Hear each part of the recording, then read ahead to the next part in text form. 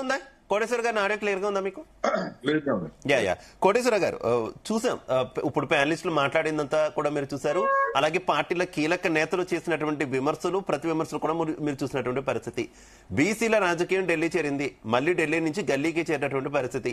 రేవంత్ రెడ్డి గారు స్పష్టం చేశారు, ఇంకా మళ్ళీ మేము ఢిల్లీకి రాము, గల్లీలోనే తేల్చుకుంటాము మీరు గనక ఇవ్వకపోతే అని. ఏ రకంగా చూస్తారు దీన్ని? మీ విశ్లేషణ ఏంటి? ఇది రాజకీయ అంశం అనుకోవాలా, నిజంగా చిత్తశుద్ధి కాంగ్రెస్ కనిపిస్తుందా? ఇప్పుడు బీసీల రిజర్వేషన్ గురించి కాంగ్రెస్ వాగ్దానం చేసినప్పుడు కానీ, తర్వాత దాన్ని అసెంబ్లీలో పెట్టి చర్చ లేదా తీర్మానం బిల్లులు పాస్ చేసినప్పుడు కానీ,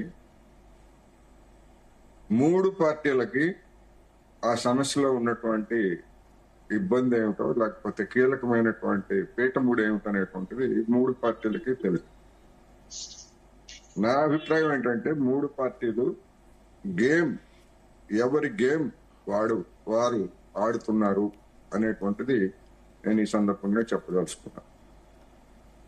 నిజంగా ఇప్పుడు బీజేపీ, బీఆర్ఎస్ వాళ్ళు ఏం చెప్తున్నారు, మీరు బిల్లు పెట్టేటప్పుడు లేకపోతే కేంద్రానికి పంపించేటప్పుడు ఈ విషయాలు ఏమి తెలియదా అని చెప్పేసి అడగబోయే ముందు, మరి అసెంబ్లీలో చర్చ సందర్భంగా మీరు ఈ విధమైనటువంటి ఇప్పుడు బహిరంగ చర్చల్లో, టీవీ చర్చల్లో చెప్తున్నటువంటి అభిప్రాయాన్ని మీ పార్టీలకు చెందినటువంటి ఎమ్మెల్యేలు లేదా ఎమ్మెల్సీలు ఎందుకని ఆ రోజు మీ అభిప్రాయాలని నమోదు చేయలేదు అసెంబ్లీ చర్చల్లో లేదా శాసన మండలి చర్చల్లో అనే దానికి వాళ్ళు సమాధానం చెప్పారు.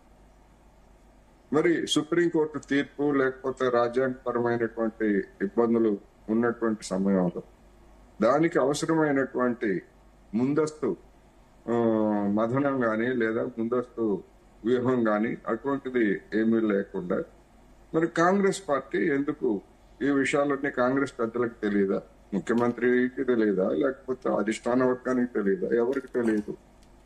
అందరికీ అన్ని విషయాలు తెలుసు. ఎవరి గేమ్ వాళ్ళు ఆడుతున్నారు. అందరూ బీసీలని ఈ విధంగా ఫుట్బాల్ లాగా మూడు స్తంభాల ఆట, వాళ్ళు ఒకవైపు తంతారు, వీళ్ళు ఒకవైపు తంతారు, ఇంకొకళ్ళు ఇంకోవైపు తన్నట్టుగా పరిస్థితి ఇప్పుడు ఉంది.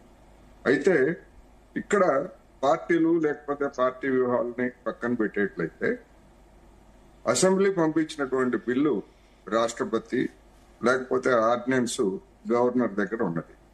వాళ్ళు పార్టీలకు సంబంధించినటువంటి వ్యక్తులు కాదు.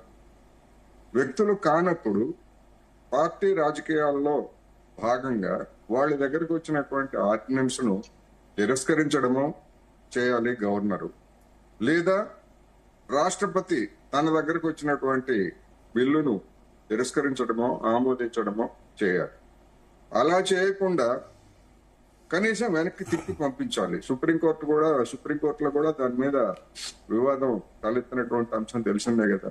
రాష్ట్రపతితో సహా ఎవరికైనా కానీ నిర్దిష్టమైనటువంటి సమయంలో దాన్ని డిస్పోజ్ చేయాలి. మీరు ఆమోదిస్తారా, తిరస్కరిస్తారా, ఏదో ఒకటి చేయాలనేటువంటిది చెప్పినప్పుడు ఆ స్ఫూర్తిని మరి ఈ రాజ్యాంగ వ్యవస్థలను పరిరక్షించేటువంటి గవర్నరు, రాష్ట్రపతి ఎందుకని పాటించట్లేదు అనేటువంటిది ఇవాళ ప్రధానమైనటువంటి సమస్య. అందుకని రాజకీయ పార్టీలు ఆడుతున్నటువంటి గేమ్లో రాజ్యాంగ వ్యవస్థలను పరిరక్షించేటువంటి గవర్నర్లు, రాష్ట్రపతులు కూడా భాగస్వాములు కావడం అనేది ఇవాళ తెలంగాణలో నెలకొన్నటువంటి ఈ వివాదానికి ఒక విషాదమైనటువంటి పరిస్థితి అనేది మనం అర్థం చేసుకోండి. ఎందుకని కేంద్ర ప్రభుత్వం రాష్ట్రపతి ఎందుకు తిప్పి పంపరు? మీరు ఆమోదించక్కర్లేదు, మీరు అదే చెప్పండి. ఇప్పుడు మన అంజాపూర్ శ్రీనివాస్ గారు చెప్పినట్టుగా, ఇదిగో రాజ్యాంగ ప్రకారం ఈ ఇబ్బంది ఉంది, అందుకని మీ బిల్లుని నేను ఆమోదించలేనని చెప్పేసి రాష్ట్రపతి గారిని తిప్పి పంపమనండి. అదేవిధంగా గవర్నర్ను కూడా, ఇది రాజ్యాంగ విరుద్ధంగా ఉంది ఈ ఆర్డినెన్స్, దీని మీద నేను సంతకం చేయలేను, నేను రాజ్యాంగ పరిరక్షకుడిని అని చెప్పేసి గవర్నర్ అయినా చెప్పి పంపొచ్చు. ఏమీ చేయకుండా రాష్ట్రంలో ఒక అనిశ్చితిని, రాజకీయ పార్టీలు అంటే ఓకే, కానీ రాజ్యాంగ వ్యవస్థల్లో ఉన్నటువంటి వాళ్ళు కూడా ఒక అనిశ్చితిని సృష్టిస్తున్నారు. అంటే దీనికి ఎవరు ప్రధానమైనటువంటి బాధ్యులు అంటే, ఇప్పుడు గవర్నరు, రాష్ట్రపతి వైపే వేలు చూపించాల్సి వస్తా ఉంది.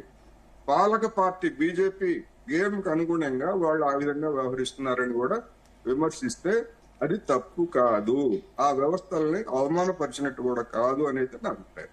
Right right. వెంకటేశ్వర్లు గారు, కేసీఆర్ కి అసలు బీసీల మీద ప్రేమే లేదు, ఆయన పగబెట్టారు. అందుకే గతంలో ఒక చట్టాన్ని తీసుకొచ్చారు 50% మించకూడదు అని చెప్పేసి. తద్వారా ఎవరు కూడా జడ్పీటీసీలు, సర్పంచులు, బడుగు బలహీన వర్గాలు ఎవరు కూడా ఎదగకుండా వాళ్ళు సర్పంచులు ఇతరత్ర పదవులు ఏవి చేపట్టకుండా అడ్డుకున్నారంటూ నిన్న రేవంత్ రెడ్డి గారి ప్రసంగంలోని కామెంట్స్. ఏం చెప్తారు దీని మీద? నేను ఏమంటానంటే, రేవంత్ రెడ్డి గారు గత 20 నెలలుగా చేస్తున్న అబద్ధాలు ఒక క్లారిటీ ఏంటంటే,